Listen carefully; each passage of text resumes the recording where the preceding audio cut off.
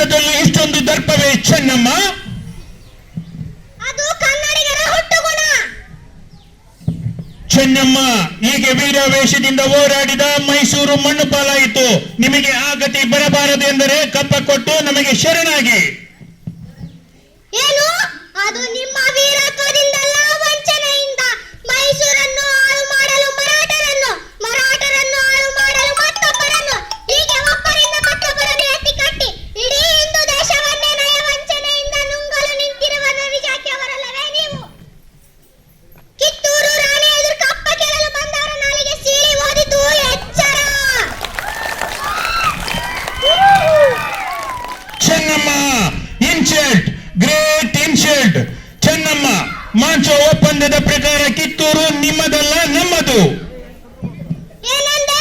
ಕಿತ್ತೂರಿನ ಮೇಲೆ ನಿಮಗೆ ಅಧಿಕಾರವೇ? ಕಿತ್ತೂರೇನು ನಿಮ್ಮ ಅಪ್ಪ ತಾತಂದಿರು ಗಳಿಸಿದ ಆಸ್ತಿ ಏನು? ಎಂಜಲು ನಾಯಿಗಳೇ, ವಂಚಕರ ಕತ್ತು ಕೊಯ್ಯುವ ಜಾಯಮಾನ ಕನ್ನಡಿಗರ.